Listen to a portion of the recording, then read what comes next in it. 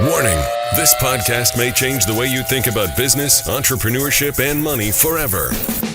The Conquistador podcast was created for dreamers, entrepreneurs, and leaders who want to conquer their future.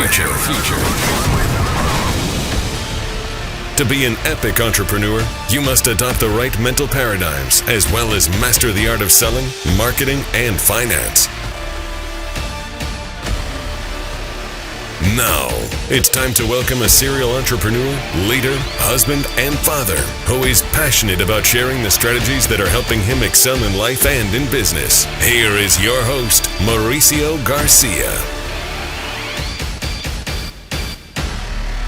What is going on, everybody? Mauricio Garcia here, and I don't know how I'm feeling, but I don't know if I'm feeling mad, if I am feeling hopeless, or what kind of feelings are taking over me, because what I'm going to share with you today is going to blow your mind, especially if you're Hispanic like me, because, according to the Pew Research, in 2019, of course, we're in 2021, but by 2019, we were over 60 million Hispanics in this country. Now, I want you to think about that, because 60 million Hispanics, or 60 million as population, is probably more people than most countries in the world. And so, if you look at that and understand that since 2010 up until 2019, more than half of the entire growth and population in the United States was due to Hispanics. So with that big of a number, where are we when it comes to representing leadership in the financial world, in the business world, in the political world?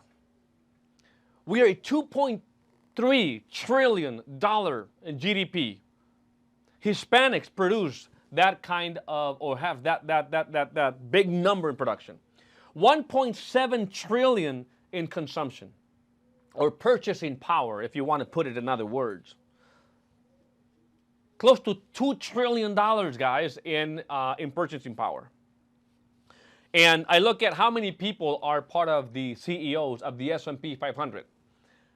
And it's like less than 10 names that you can find in 500, the top 500 companies in this country. Less than 9 are led or managed by Hispanics. So where are we in politically? We have 500 representatives in the House of Representatives. We've got maybe less than 10%.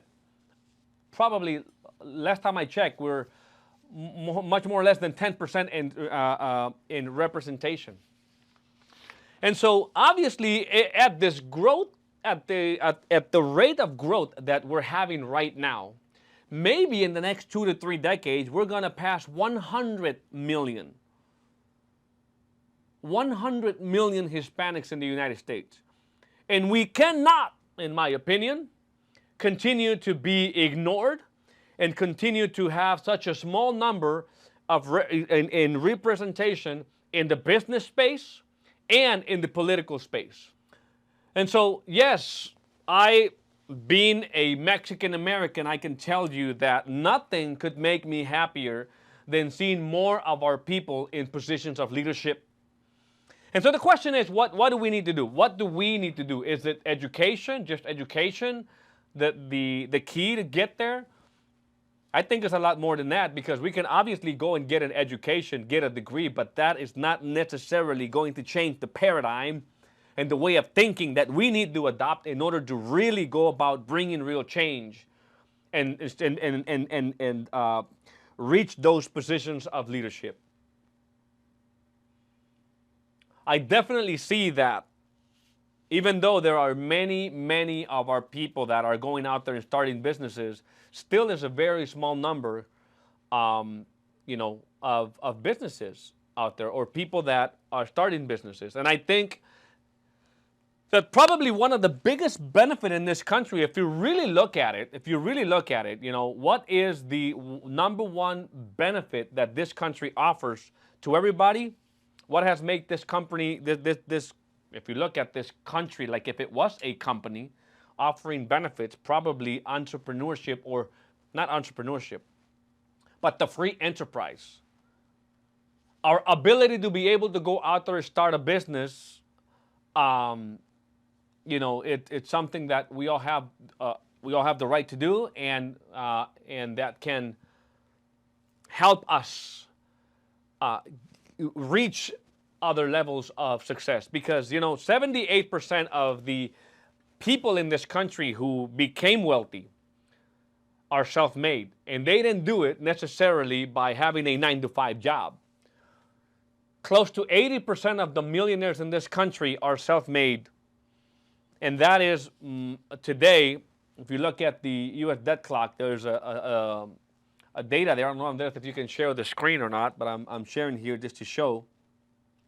There are 18.4 million millionaires, 18.4 million millionaires, and 45.6 million food stamp recipients.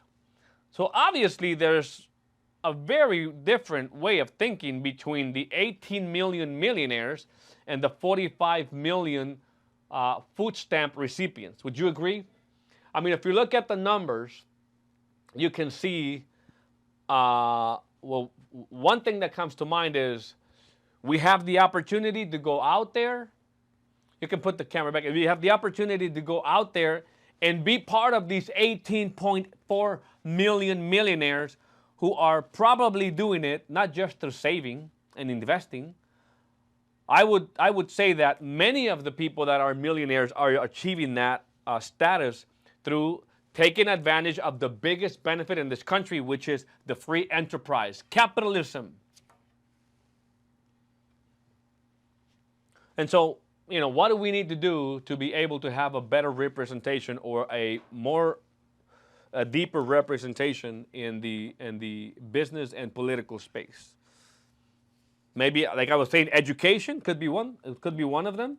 Taking advantage of the biggest benefit in this country, which is free enterprise.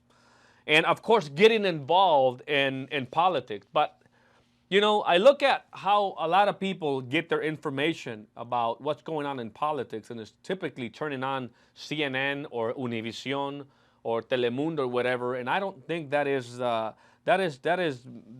in many cases just that's not getting involved in politics. And that is definitely not being informed. Because I think we've seen, and it's been proven, that depending on what channels that you're looking to, or what channels that you're paying attention to, kind of have their own narrative. Like they provide an information that is curated to whatever their agenda is. So I don't know. I don't even have an answer to that. Like, how do you get, because I'm not a politician, but I do understand that we need to be a lot more involved in politics. And maybe there's a lot of you that would wish to do that.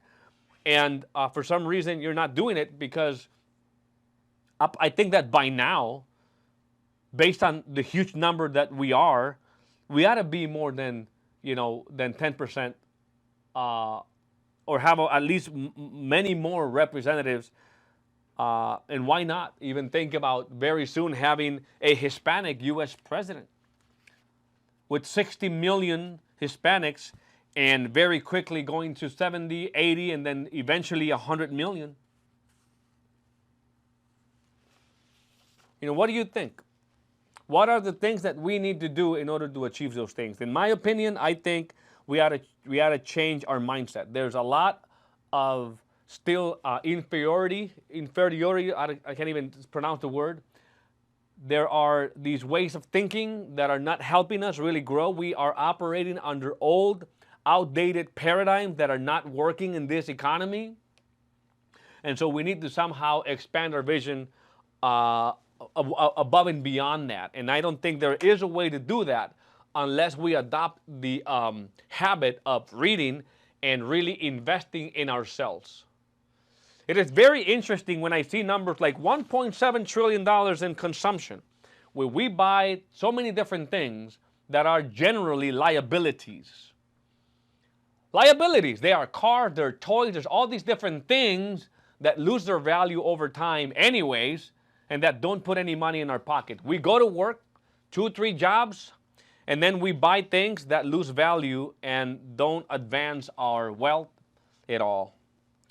And the reason I say that is because obviously I've seen that when we've had like courses for people to get educated on financial matters, they're very hesitant on spending, let's say, $47 to come to a 3-day course on how to understand the rules of money, but there is no hesitation in spending thousands of dollars on some toy, on some TV, on something that is going to make the friends and neighbors jealous, which is typically a liability which is going to depreciate over time, and instead of increasing our wealth, it minimizes, it shrinks the wealth. And so I think that we ought to be, at this point in time, we have to make our biggest investment to be our mind in understanding how money works, in understanding how the politics work, and understanding how business works, and understanding how the system in general works. Otherwise, without knowledge, we have a zero chance of being able to advance. Or it's going to take another 3, 4, 5 decades for maybe 3rd, 4th generation to come in and really pick up a whole different new paradigm. But anyways, that's just me speaking to you in this podcast as somebody who migrated to this country when he was 8 years old, and understanding what is the mentality in our community, and then maybe, arriving as to how is that connected with such a low representation that we have, like I said, and I repeat, in the business world and in the political space. So, and the numbers are out there. According to Fidelity Investments, 78% of the wealth created or people that have become millionaires are self-made. I'm just looking at that note. 78% of wealthy people made their wealth in this country. It means that they didn't inherit from somebody else, which tells me that we have the same opportunity because we have the same ability to learn. We were given the same type of brain. We were given the same opportunity to learn something new. I think in the end is what we choose to do with our free time, because I know most people are busy. They're occupied with a full-time job for the most part. But then what do we do with the free time? Are we learning a new skill? Are we learning how to market? Are we learning how to sell? Are we learning how to communicate? Are we learning how to write? Are we learning how to read?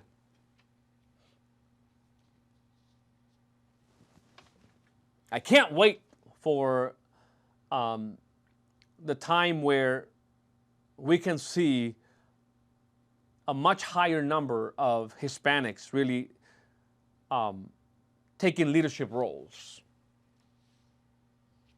in every area in this great country. Because I know you going out there and you are putting your heart and your soul, making the best that you can and doing the best that you can to better your lifestyle today and your family. And to do that, you got to be adding value to this country. Because when we generate income, it is just a consequence of value added out there. But I think that we have so much potential. And I just wanted to come out today in this podcast and at least begin the conversation as to how come we are so massive in number and such a small representation in areas where we need to be. I want you to think about that. And I want to thank you for spending this time with me. And I will see you on that podcast. Bye-bye.